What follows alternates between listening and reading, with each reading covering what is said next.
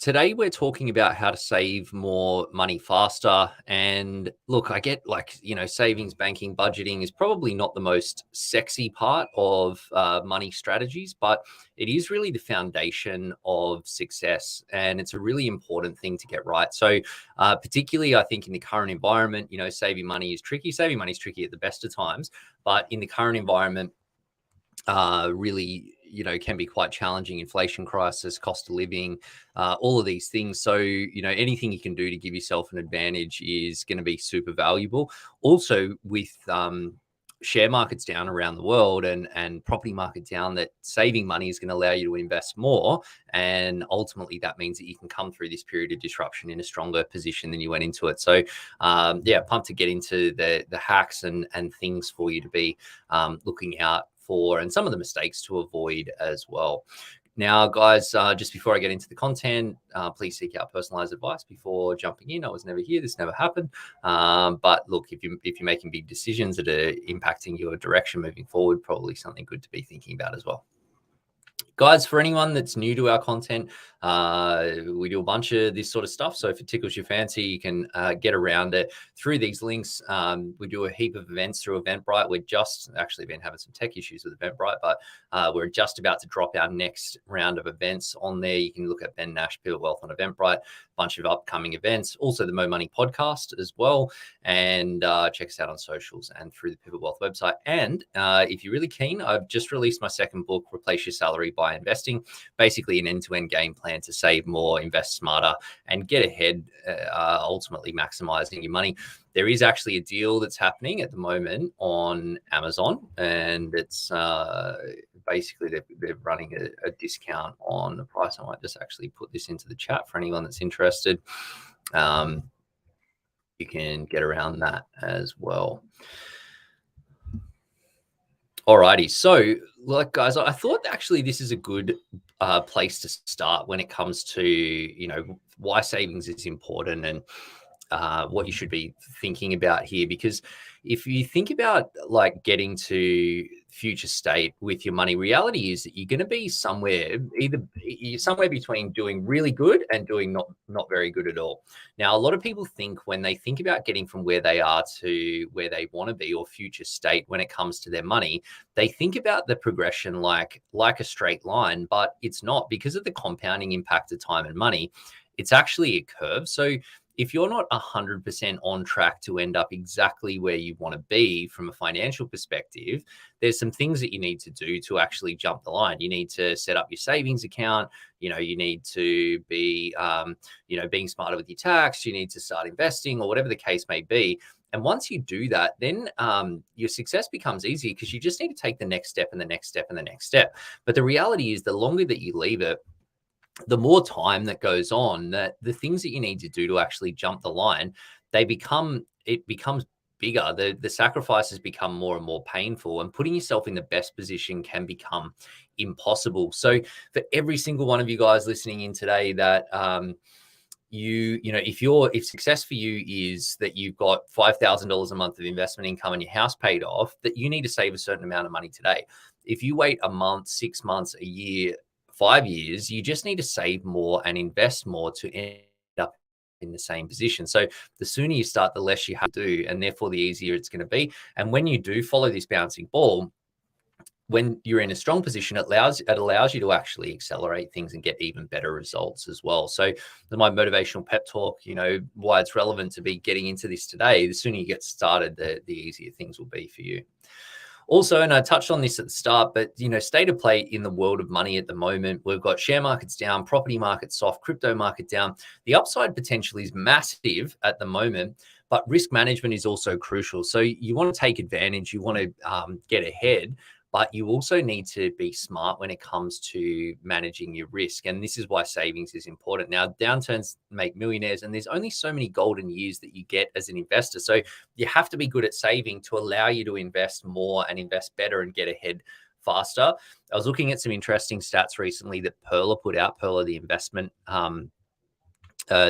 platform people, and They found that if you had $10,000 invested in the S&P 500, so the 500 largest companies in America, over the last 30 years, that 10 grand would have grown to be worth $208,000.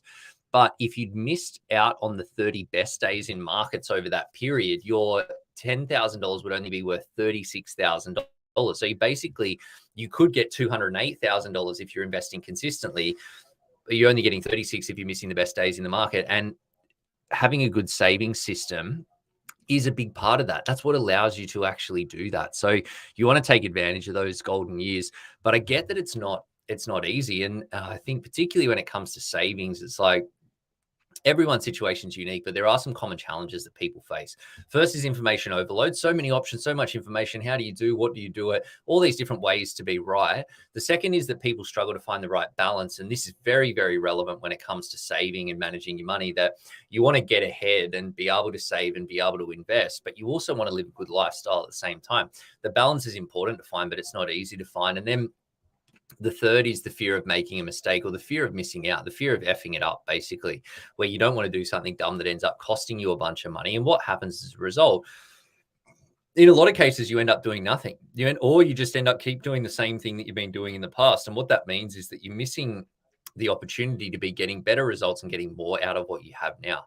So what we've found is that there's actually 3 areas that you need to get right if you want to be successful with your money. These are your structure, strategy, and solution. Structure is all about making it easy to save and manage your money, and making it clear exactly how much money you've got to work with when it comes to your savings and investing, whatever those tactics are. That ties in with the next piece, which is around your strategy. And strategy is about really understanding the different pathways it can take you from where you are to where you want to be with your money, and choosing the right pathway forward for you. The third is the solutions and the investments that you use to back up your strategy, the products and the investments. And here you want to make sure that you're getting reliable, consistent progress over time. And importantly, that you're avoiding the downsides and setbacks and those. Now, what I've found is if any one of these 3 elements is missing, it ends up dragging down on the others. If you've got a good structure and good strategy, bad investments, you blow up your cash. Good strategy, good investments, no structure, you're working with a leaky bucket, really hard to get ahead. Good structure, good investments, no strategy, leaving money on the table, leaving peace of mind on the table. So you really do need to be getting all of the areas right if you want to be successful.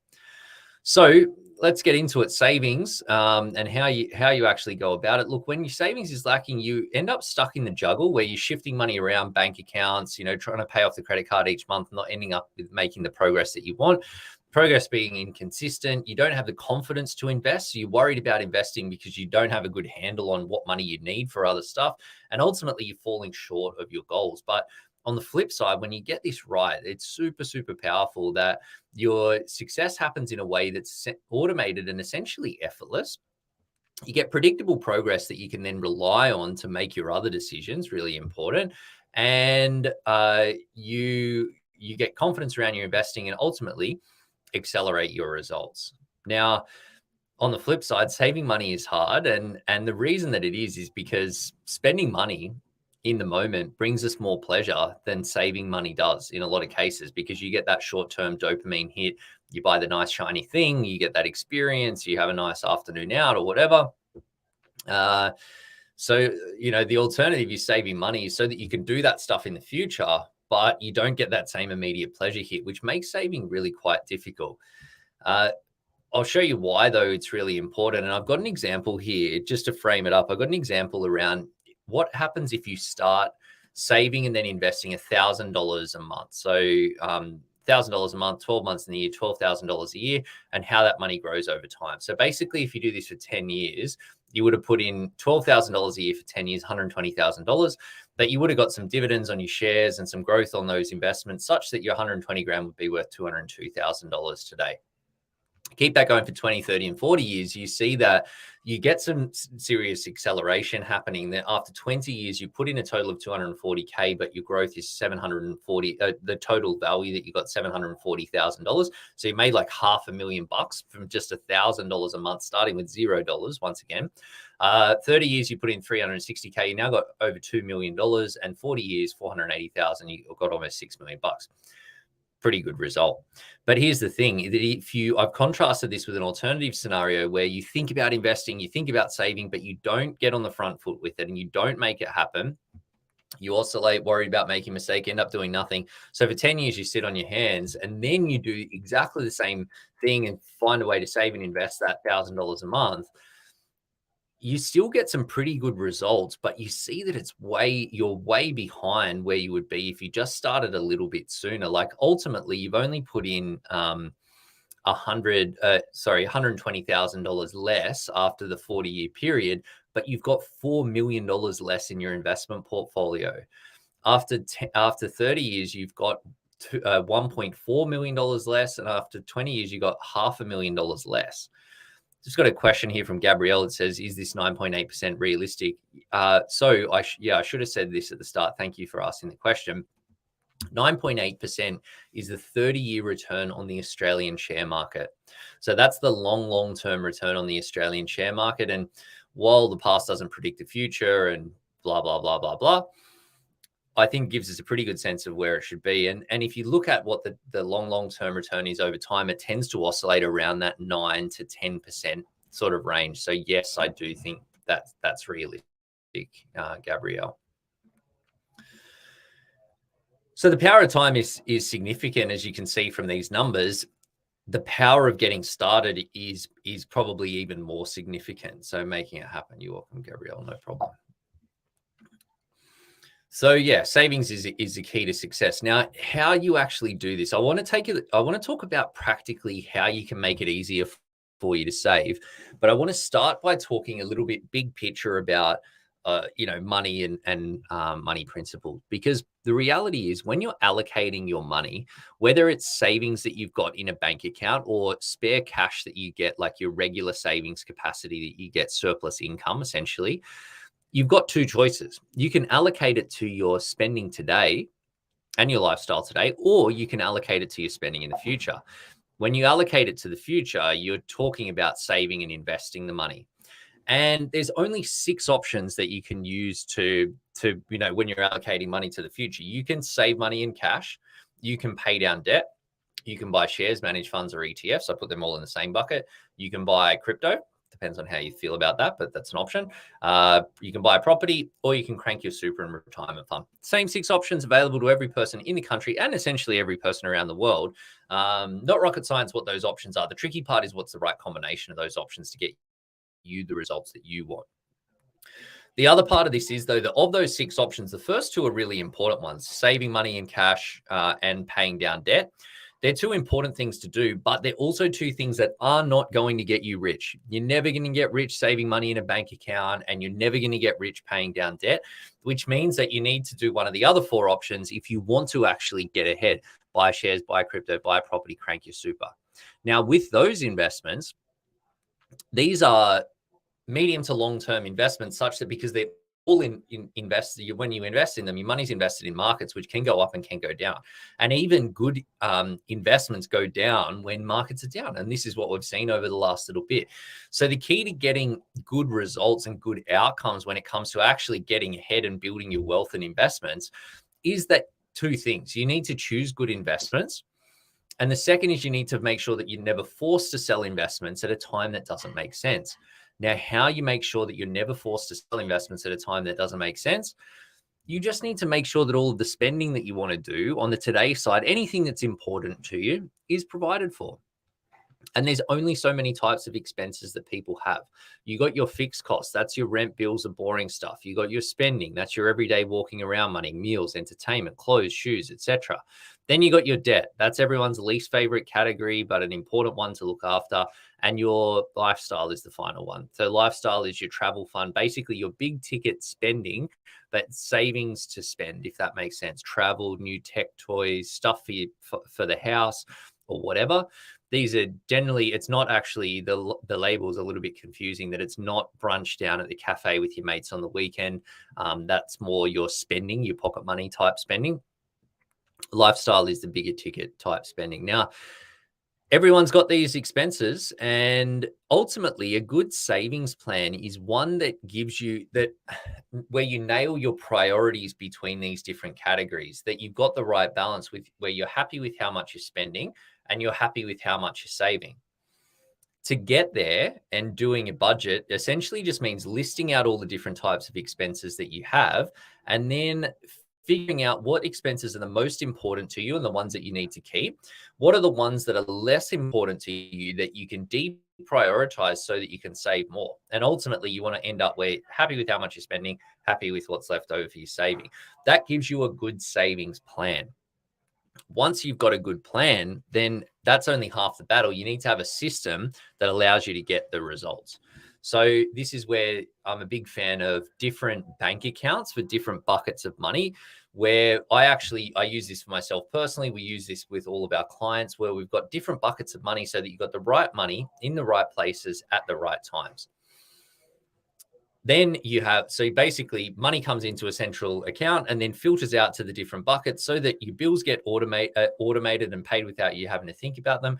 You're spending money. It's really clear how much you can spend guilt-free, and quarantines that money from the rest of your budget. Debt's getting paid down at a rate that you're happy with. Travel fund building up for your next trip away.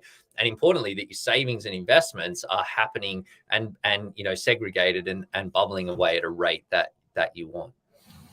When you do this, you essentially automate your savings success, and it forces you to shift your habits and behaviors around spending and saving money. That forces you into making conscious spending choices.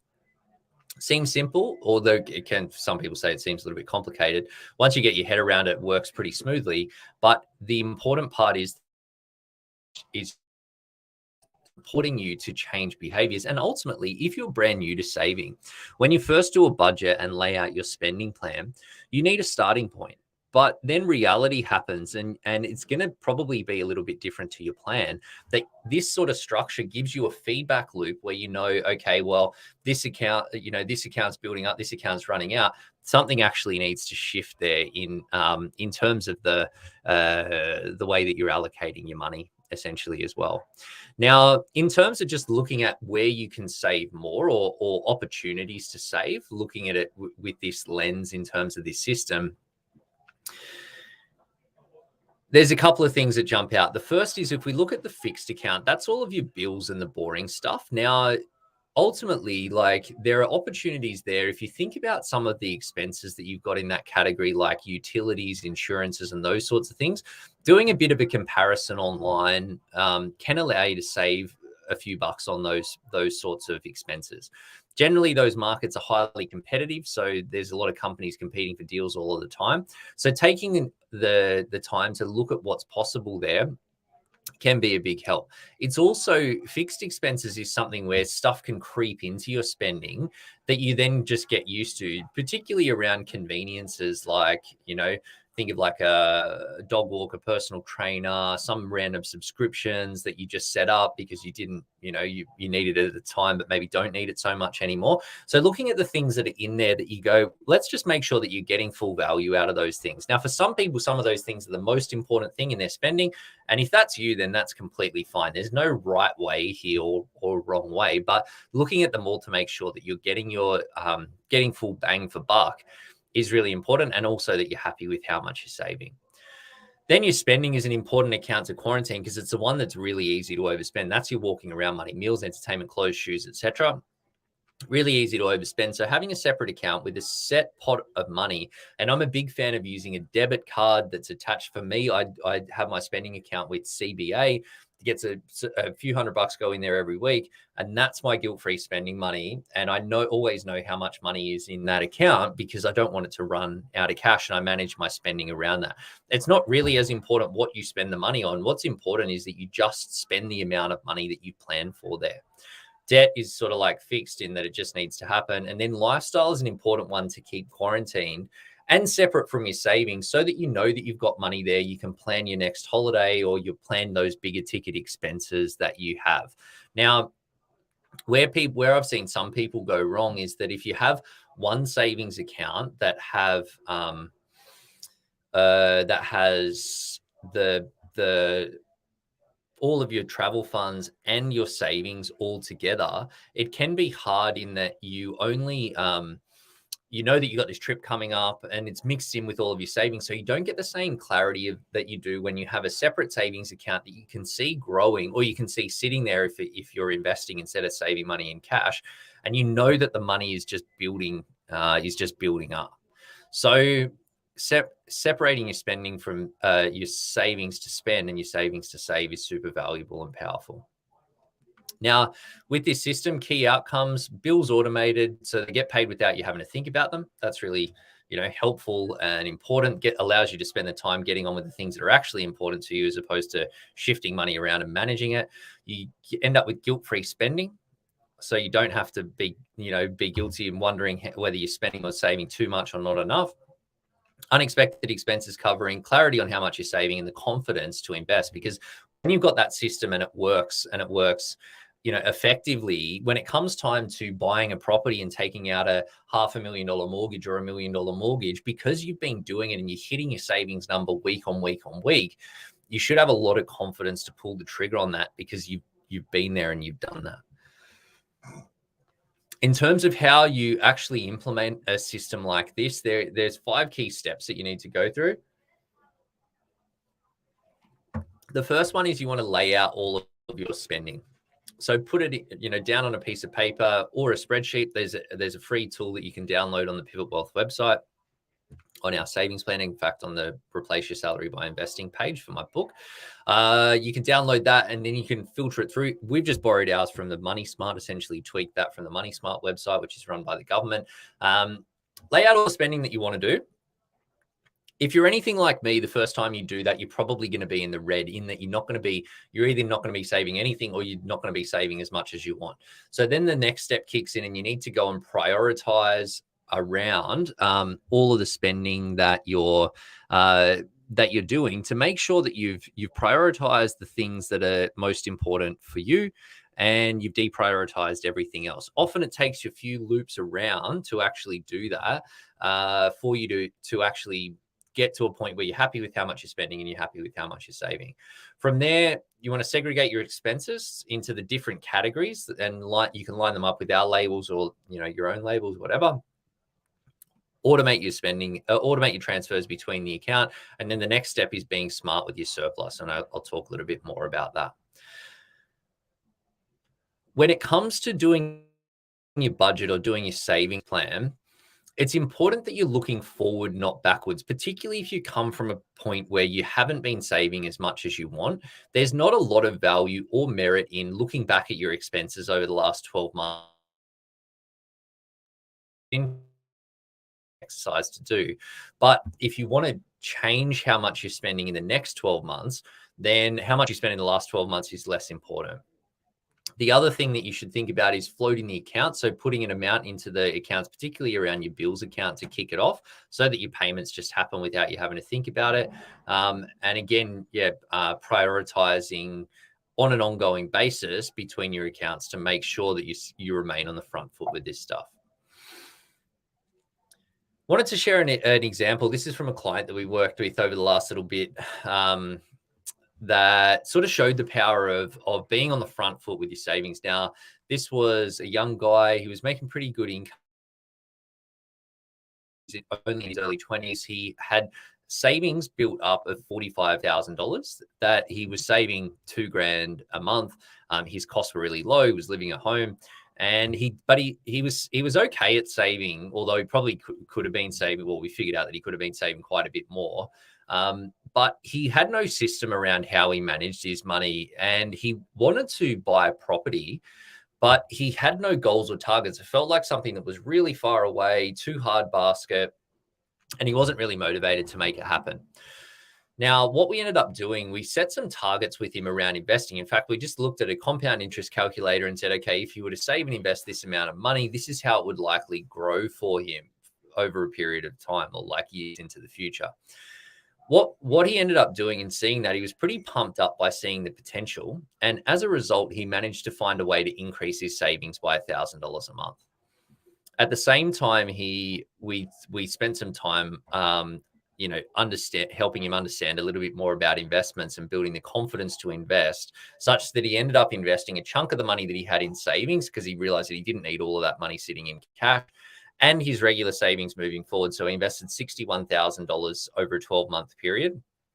When you compound that out based on the long-term return on the share market, that by age 60, that $61,000 would grow to around $3 million of investing. Now, I have no doubt that if we hadn't started that conversation, that he today would still have the same money sitting in cash because he wouldn't have known what to do with it. And that meant that he's missed out on all of that potential upside. And this is the power of, one, having a good saving system, but two, understanding what you can actually do with your money as well. I want to talk about emergency funds, and I think this is a really important part of saving money and how to save more money faster. Now, the stats out there are pretty scary. That 1 in 5 Australians have no money put aside for emergencies, $0. 2 in 5 Aussies have less than $5,000, which means that we've basically got 60% of the population that's got less than $5,000 in savings for an emergency. Emergency funds are important from a peace of mind perspective. It gives you a lot of peace of mind that you know that you've got some money to fall back on if something goes wrong. Gives you some protection for personal and medical risk. But importantly, when it comes to investing and actually getting ahead from a financial perspective, it means that you're never going to be forced to sell investments at a time that doesn't make sense. You think about the COVID crisis in particular, that we saw, big shockwaves around the world. Everyone's super stressed about job security and what the future is going to look like and all of these sorts of things. People getting pay cuts, layoffs initially, until we figured out that the world wasn't going to end.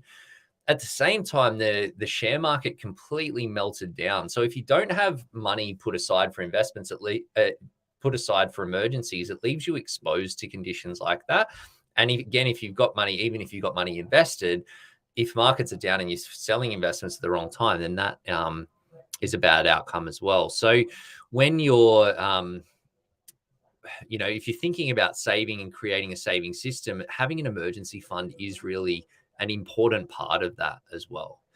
Now, if you do, I will just say, if you've got personal debt, credit card debt, personal loans, or whatever, and you're looking to start your savings or build an emergency fund as well, that generally, because interest rates are much higher on personal debt than what you would get with money sitting in a savings account, that you're going to get a lot more bang for buck paying down your debt than you will from saving money in a savings account. So it's generally going to be better to pay down your personal debt first before you move on to saving. That being said, creating some buffer of cash that you can draw on is going to be important, because if you don't have that in place, then and particularly if you've got debt, that it's like if you're directing all of your money onto debt, if something goes wrong, then you're just going to have to spend on debt. And again, you're just sort of keeping that cycle going. Also, building the habit around saving is something that's really valuable and important to do over time. So if for that reason, that having at least a little bit of money building up in savings can be quite valuable, even if you do have some debt behind you. Another common question that I get asked is around whether you should be investing if you haven't yet built up an emergency fund or a cash buffer in savings. And the right way to think about this is, there's 2 different ways to think about this. One is, if you look at the overall return that you get on investments versus the return on cash, you see that the return is slightly higher from investments than it is from a savings account. When you're comparing returns, you need to be looking at the after-tax return. So while it might be, 30-year return on the Australian share market is 9.8%, that is taxable. So you probably after tax, it's like 6 to 7%. On a savings in a bank account, you're probably looking at 4%, after tax, maybe 3%, 2% potentially. So it is slightly better to build money through investments if you look at the absolute return perspective, but saving money and knowing that you've got that buffer there is going to be important for you as your saving strategy evolves and as your wealth building strategy evolves as well. That being said, building the habit and the muscle around investing is something that's really valuable. So directing a small amount of money to your investments is something I think everybody should be doing at all times. Even if it's just $5 a week, starts you building your knowledge, starts you building your understanding. Micro investing apps allow you to do that pretty cost effectively these days. So it doesn't need to be heaps, but it does help you build that habit and the muscle over time. Now, one of the things that I would say is that you've got stages that you go through with an emergency fund. So if you're thinking about setting up a savings system and you want to build up an emergency fund, if you've got enough money that's just sitting there that you can put it aside, happy days. If you don't, though, then having a strategy to build it up, but a strategy that then allows you to invest and do other things with your money can be quite helpful. What I would say, if you've got a target for your emergency fund, if that's $5,000, $10,000, whatever the number is, if you're between 0 and 25% of that target, you want to be directing around, generally speaking, around 85% of your regular savings to the emergency fund. Once you get above 25% and up to 50%, at least 75%, but it allows you to free up a bit more cash that you can then direct to investments and other things, actually getting ahead. 50 to 75%, at least 50%, but then you got 50% that's free that you could direct to investments, and then build up to the next stage, you get 25%. And what that allows you to do is build the emergency fund quickly while you're in the earlier stages, and that's important. But then as you build it up, that you're redirecting other money so that you can actually be getting ahead as well. Now, how to plan around your savings, and I suppose how money planning works just generally. I'll just explain. This is the process that we guide people through when we're helping them set up a financial plan. Now, it's a process that we use, but it's the same process that anybody needs to, or should really be following if you're looking to change your direction around investing, buying property, or whatever the case may be. The first step that you want to do is focus in on what's actually important to you here. If your ultimate goal is, or your version of money success is buying a property, or buying your next property, an investment property, buying your own home, whatever, that gives you a guiding light to work towards. From there, though, you got to think about clarifying all of the different things that are going to impact your ability to get there.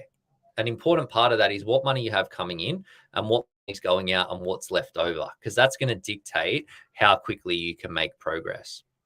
The other part of that is what shares do you have in place, super fund, the fees that you're paying, all of those sorts of things. And that gives you a clear picture of today. What you can do from there is that you then start looking from a strategy perspective. What if you did different things? So what if you just saved up money in a bank account? What does that mean for what your financial future looks like? What if you were to invest through an investment account? What does that mean? What if you pay down debt instead? And each of those different pathways are going to have different outcomes attached to them, and they're each going to feel a little bit different to you.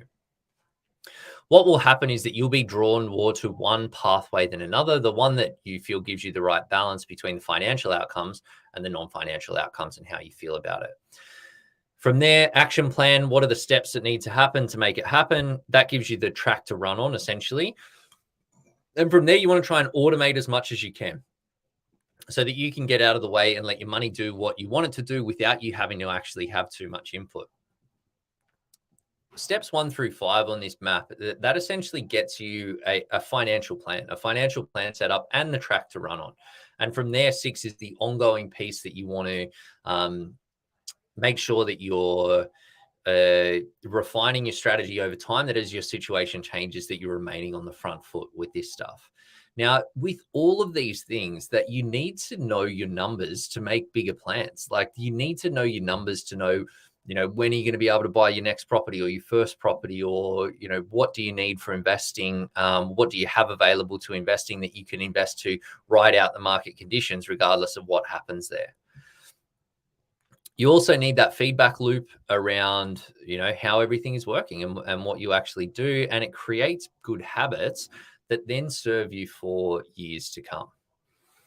Now, I want to unpack some of the mistakes that I see people make when it comes to saving and their saving strategy. The first is not being clear on the actual target that they're working towards from a regular savings perspective, but also from what is the next step of what you're doing with your money and when is that happening? Particularly for people, like property is a big part of money success, and it's a big part of the focus of what we do with clients. And I found that if you're thinking about buying property, it can seem so big and far away that it feels like it's going to take forever to get there.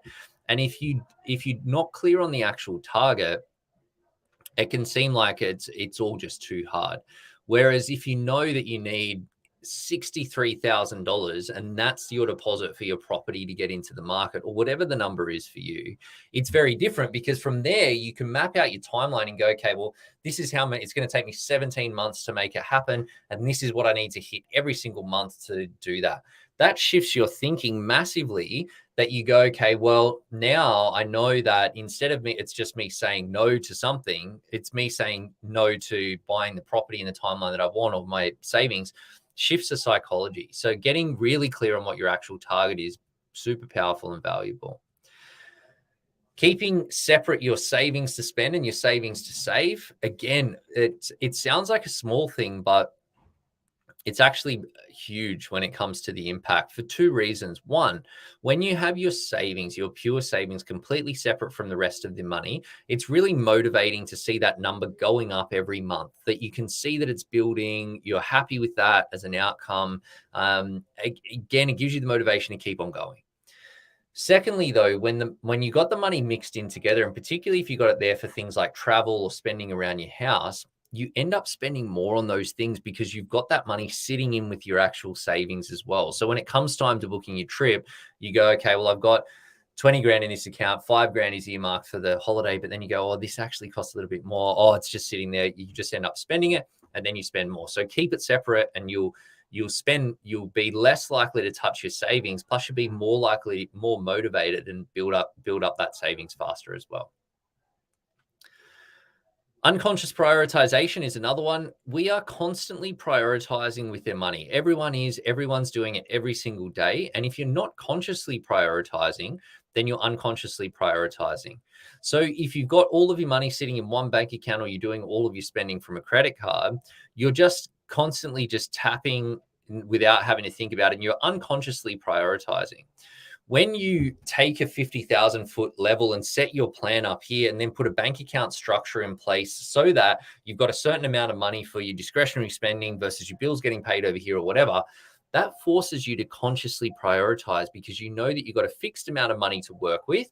And then you're actively prioritizing the things that are actually important. For me, I got a haircut this morning. I know that that takes a chunk out of my spending money, that then I'm going to prioritize for the rest of the week to go, well, actually, I'm not going to do this other thing because, this is chunked into my spending account. I need to make that last until next Monday. Conscious prioritization means that you make better decisions. Another thing is deferring savings to having a higher income. I see this a lot with people, that you just kick the can down the road to say, oh, well, I'm on a decent trajectory with my income or my career or whatever, that you'll just save more when your income is higher. And that is problematic, because I've seen people that end up with these really high incomes and saving much less than other people that have much, much lower incomes. So I think savings is a muscle that you want to build at any time, no matter what your income is. Saving something builds the habit, and means that as your income increases over time, that you can capture more of it for your actual savings, instead of it just evaporating without you having much more to show for it. Set and forget is another one. Look, these days, everything is changing so quickly that you can't really, there's no such thing as a set and forget money strategy anymore. That if you want to be on the front foot, you need to continue to look at, like, what do you want? What's going on with your money and what's going on in the world, and make sure that all the decisions that you're making and things that you're doing are consistent with that, so that you get the right outcomes from your money. And look, taking the wrong advice as well, listening to conflicted opinions online, or into the hidden agendas. I think just tread carefully. If you're getting information online, just look if there is a vested interest there, and understand what the impact will be. If you're getting professional advice, again, ideally look for someone that's fee for service, that doesn't have conflicted payment arrangements in place, because that can again influence the advice that you're getting as well.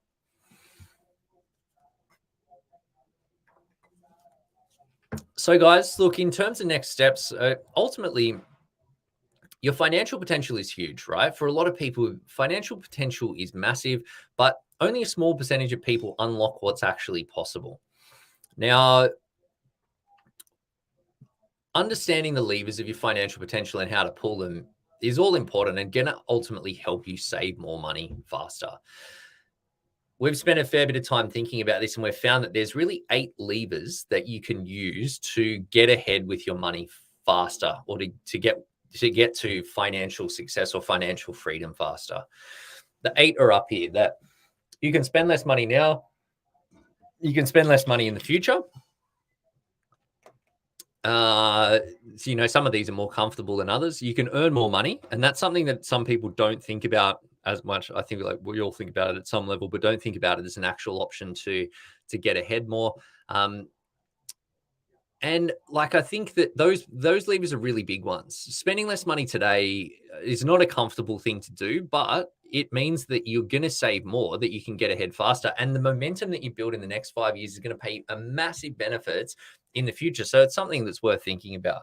Also, spending less money in the future, for me, that's not an option that I like, but the less you need to spend in the future, the less your targets are for financial success. And therefore, the faster you're going to hit your targets for financial success.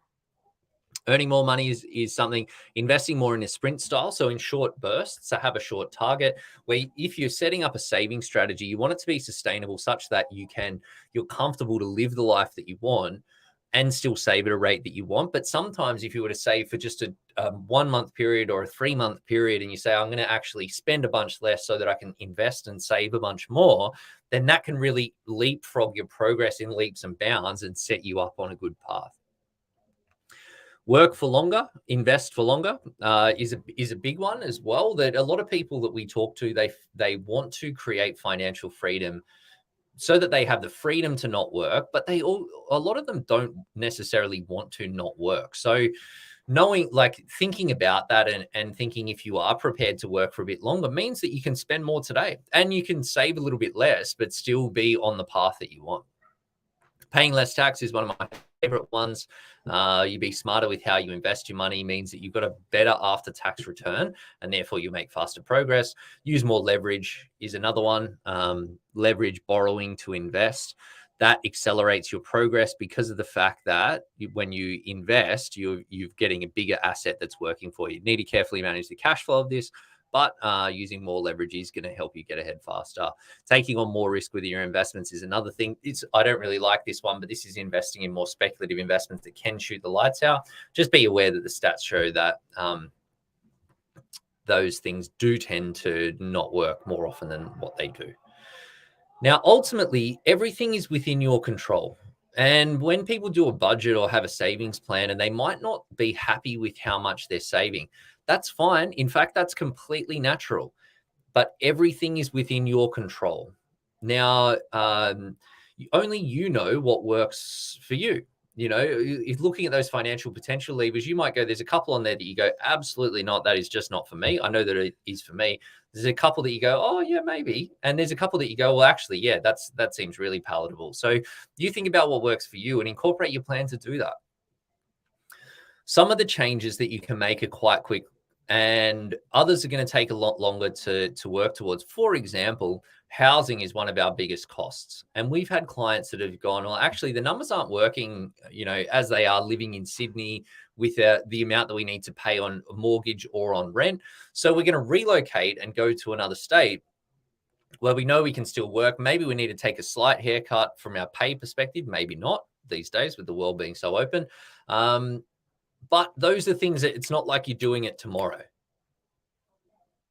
So keep in mind both sets of changes. I think you probably don't want to rely on the changes that are going to take you forever to do or take a number of years to do, because that has the risk that you plan to do all these things and then you do less today thinking that you're going to do this other thing in the future. Then it doesn't end up happening. And all the while you've missed out on the opportunity to actually be building things and getting ahead from that perspective as well. But just be aware that both of those things are relevant and can be helpful. And yeah, consistency is really crucial here. Ultimately, you want to keep following the path to make it happen. Now, I'll just want to share with you the different stages that we've found people go through with their money, and it sort of lines up with the model that I shared with you at the start. Now, I've found that there are 4 key stages that people go through, and there's some key things to do to progress between the stages. The first thing that we see is the first stage that we see people in is a distress stage. And for people that are in this distress stage, that's where they're making no progress at all getting ahead, or in some cases, they're even going backwards. They're trapped from a lifestyle perspective because they don't have any money to make the personal lifestyle choices that they want. And understandably, they're stressed out from a peace of mind perspective. What we've found is that you can't actually get out of this stage without making a commitment to your money, because money is one of these things that it is really important, but it's never really urgent. So it's easy for it to fall into the back burner for a tomorrow that never seems to come around. The next stage that we see people in is a stalled stage. And for people in this stage, that's where making some progress, getting ahead, but it's slow and slower than they want it to be.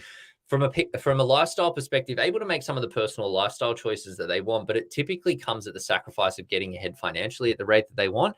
And from a peace of mind perspective, not completely stressed out, but just have that niggling sort of thought in the back of their mind that there's something more that they're missing out on here. Then the next stage is comfortable, and that's where you're making some good, building some good momentum from a financial perspective, finding a nice balance between personal and lifestyle, and feeling really confident. And then the final stage is this, what I very technically labeled the killing it stage. And for people in this stage, it's where you're getting rapid acceleration from a financial perspective, no limits on the personal lifestyle choices you can make, and feeling completely carefree. Now, this is a progression, and there are some things to do to progress between the stages. The first one, as I mentioned, there is making a commitment to your money. The key to putting yourself from stalled to comfortable is about taking action, and taking action on an ongoing basis. Money, it's great to get great ideas. I hope you guys have got some awesome ideas from what we've covered today, but you've got to actually do some stuff if you want to get some results. You've got to set up the savings account. You've got to put some things in place, whatever. So you've got to do some stuff, but then you've got to take that action on an ongoing basis, so that you can keep moving things forward and stay on the front foot. To put yourself in the best position possible, you've got to maximize every single opportunity that's available to you, and that really accelerates things and allows you to progress a lot faster. So no matter where you're at, know that there are some key things that you can do to progress between the stages. And no matter where you're at, you can move forward. Now, maximizing every opportunity, I'll just call out a hack that if you start doing that, even if you're in the earlier stages, it's going to allow you to accelerate things much more quickly than, if you wait until you get there to do that. So guys, I hope you found that helpful. Look, I want to share this with you to talk about a system that we have to help people with stuff.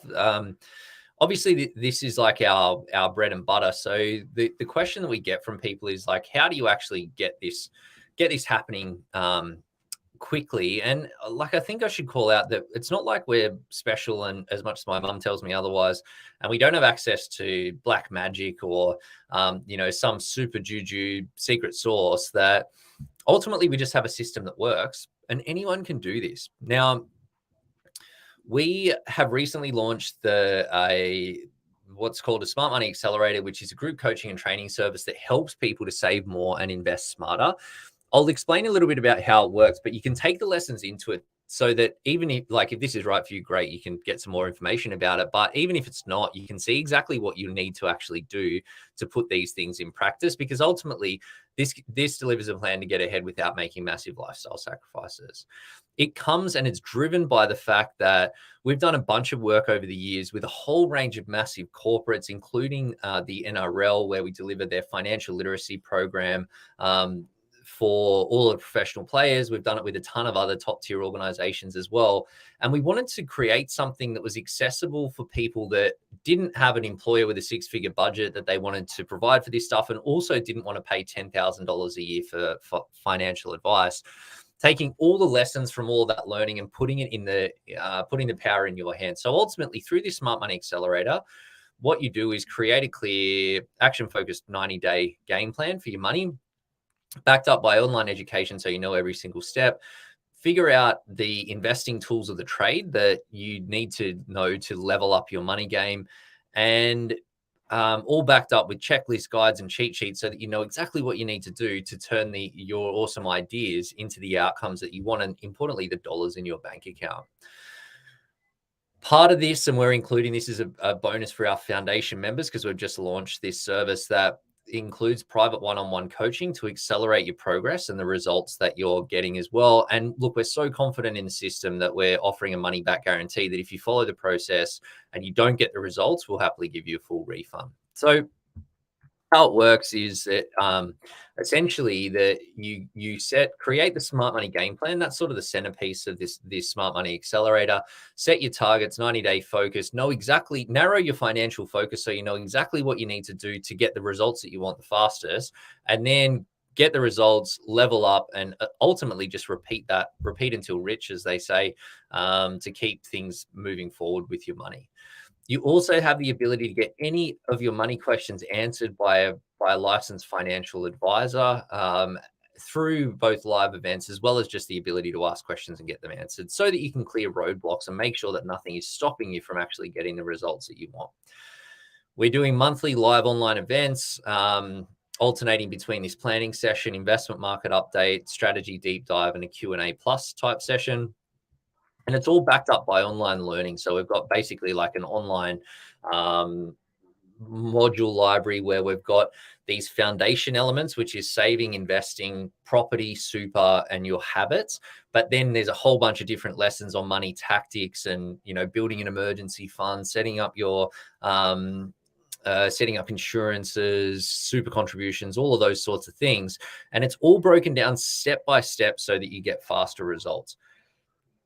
Now, we just launched this last month, and until the end of April, we're offering foundation memberships with a few pretty awesome bonuses, in my totally biased opinion, of course.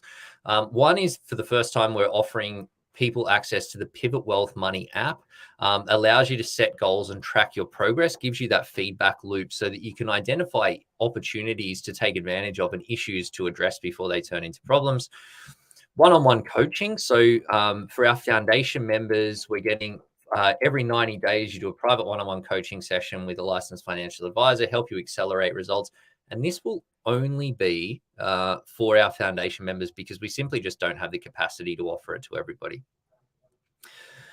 Part of this, we're also including bonus training on how to invest smarter when the market is crashing and investing in the downturn, so you can come through this period of disruption in a stronger position than you went into it. Now, the value of all that stuff combined, $8,718, but the investment for foundation members at the moment, we're offering discounted pricing where it's $297 per month, just a month-by-month arrangement, and you can opt out at any time. So, works in nicely with coming up to tax time and stuff as well. And once again, money back guarantee. If you don't get the results and show us, we'll gladly give you a refund. So,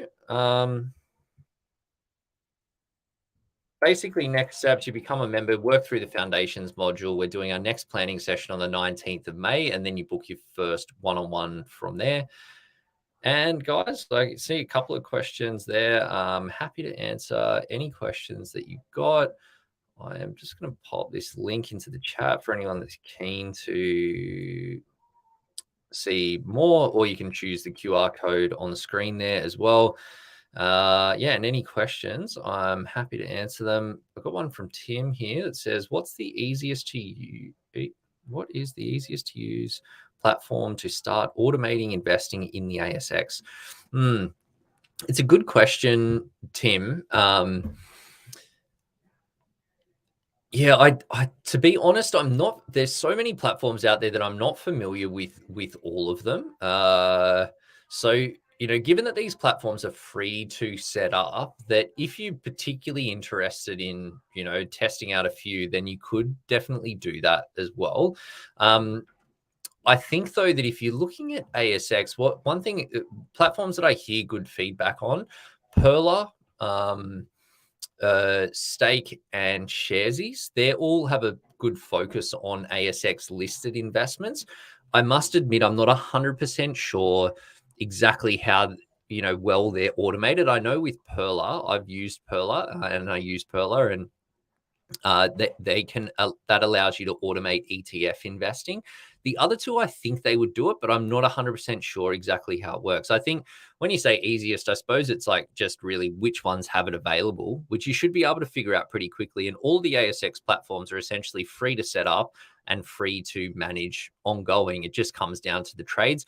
And all three that I mentioned there are all very cheap. So, from a cost perspective, I think you'd find that they're all pretty competitive, but by all means, go and compare the market out there on that. And if they do it, then it's done, and that's all you need it to do. So Yeah, so I hope that points you in the right direction as a starting point. I should say with all of those platforms that they're them plus generally, but basically all of the ASX platforms in Australia, they're all regulated under APRA. So it's not like there's more or less risk with one platform over the other. So yeah, so that's something to keep in mind as well. Hope that helps, Tim.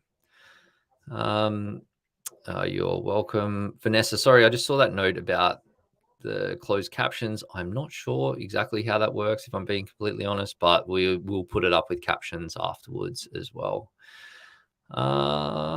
Guys, that is all the questions I can see. So team, I hope you found that helpful. There's a bunch there as well. Check out our upcoming events and content if you want to get around it. That Foundations membership on the Smart Money Accelerator is happening to the end of this month, so if you're keen, get around that as well. And guys, I will catch you on the next one. Bye for now.